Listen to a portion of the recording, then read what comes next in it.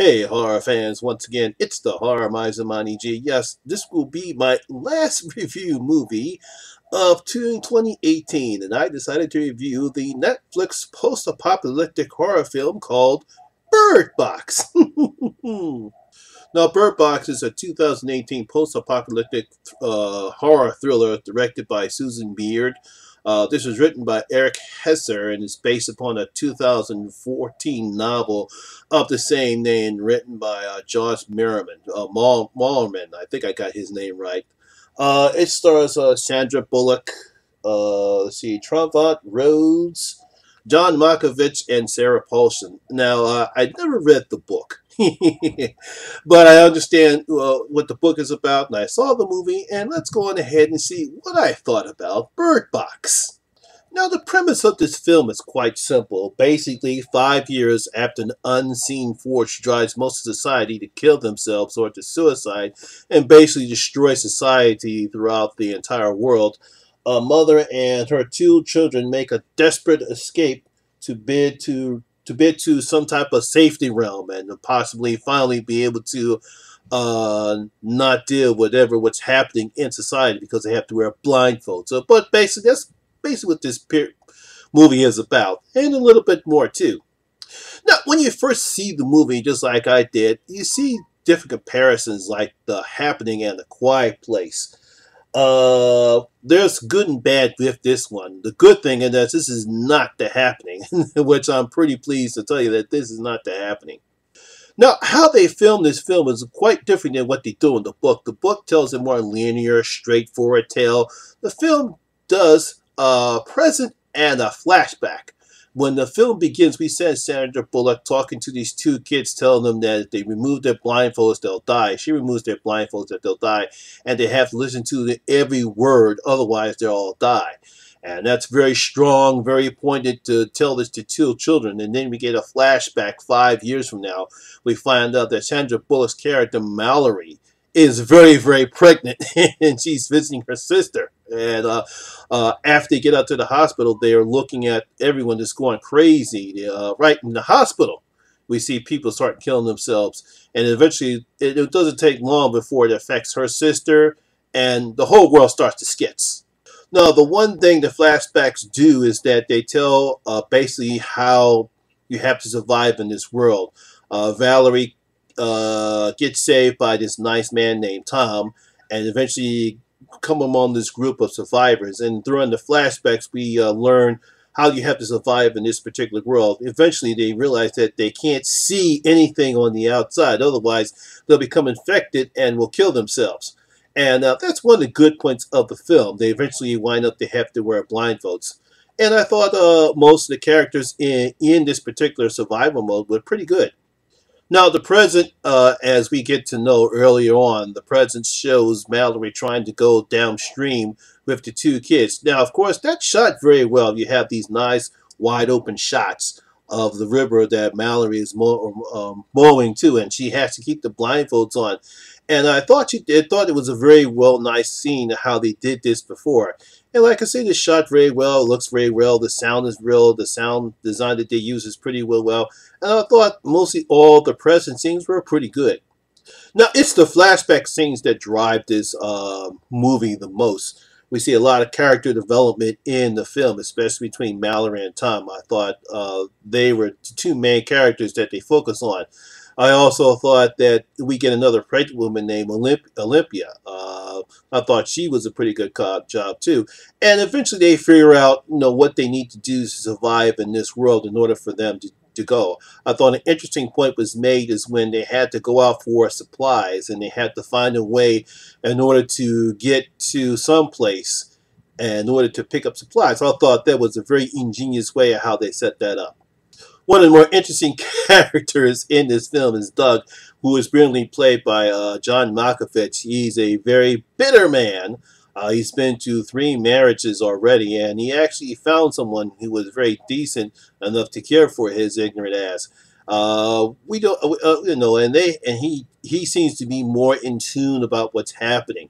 And when things start to go awry, he's the one that says, "Look, we can't make any." He's the one that really wants to make the hard choices.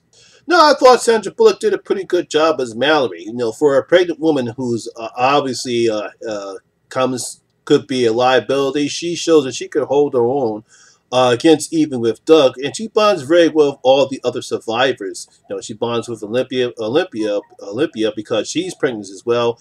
She bonds very well with Tom. I thought her and I think his name is Tervant Rose, who plays Tom. I thought their chemistry was very well. Well, despite unfortunately we have the cliches, they're going to be a couple thing. Now, again, as for a post-apocalyptic movie, again, I thought there was an interesting premise of how they did it because when we see most apocalyptic movies, we already are into the future. There's really not we get maybe a 5-minute synopsis about what's happening, but in this particular film, we actually get the flashbacks and the present. And like I said, there's a pretty interesting way to tell a story, to tell this story. Now, as I stated before, in the book, it's more linear. They start off with the beginning and they call the events that's happening called I think it's called the danger. I might be mistaken of what they called it, but they don't call it anything here. They just call it maybe creatures.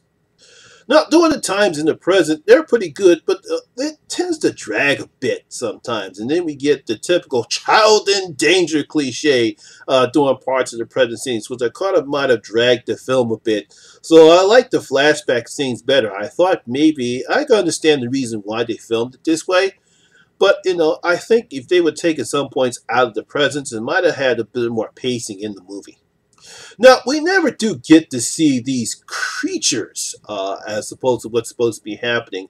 We get a sense of idea of their presence because we hear some type of noise sound, which I thought was a nice way to do it. We get sort of a little explanation of what be happening from a guy named Charles, who was played by Get Out star Little Rev Milton Howry.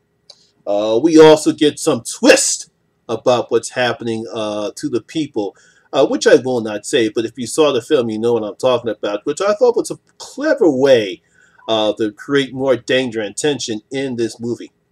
Now, one of the things that I did like about the picture is that when you see this type of a format, I've seen this done before in the TV show Damage, where you have scenes in the present and then you have flashbacks, and eventually when they come together, they come to make better sense. And this happens this way too. There are certain scenes in the present that doesn't make sense, but eventually when we get caught up with the flashbacks, then it make more sense right there. Like I said, I've heard a lot of comparisons between this and A Quiet Place, which I could understand because A Quiet Place had to deal with, you know, not making any noise, and in this one, you eventually have to put blindfolds on because you can't see meaning that you're blind. I thought The Quiet Place did it a little better than Bird Box. Not saying Bird Box is a bad film. It's just that A Quiet Place did it more effectively, mainly because we're only seeing one family. And again, we don't get any present flashback scene. It's all in the present. We already know what's happening in that particular world of The Quiet Place, where in Bird Box, we have to figure out in the flashbacks what the hell's happening. But Bird Box is still a good film. So overall, I really enjoyed this film. It's a nice post-apocalyptic, oh boy, it's a nice post-apocalyptic film. I thought Sandra Bullock was pretty well. I thought Trans Rose was very well good as Tom, despite some cliched moments in between the flashbacks and some of the scenes in the present that kind of dragged the film a bit. I kind of enjoyed this film. So, the Horror Miser is going to open up his vault. And I'm going to give Bird Box out of my 5 gold coins. So I'm going to give Bird Box 3 out of my 5 gold coins. Yeah, I like this movie. So my horror fans, what do you think about Bird Box? Did you enjoy it? Do you think this was a better film than A Quiet Place? Or do you think this is just like The Happening? Leave your comments down in the comment section below and tell me what you thought about Bird Box.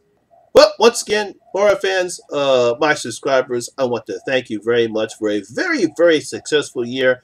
Most of the goals that I have set for myself this year, I've surpassed them very much.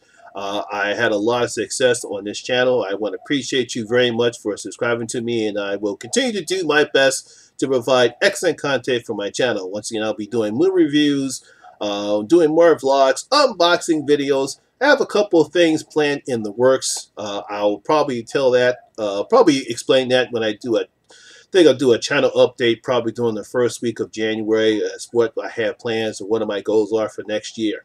So I want to wish you guys a very, very happy new year. I will see you again in 2018. I will always thank you very much for watching my channel once again, and thank you for making my channel a great success. And always remember, horror rules. Vince, take us home. We're out. Ha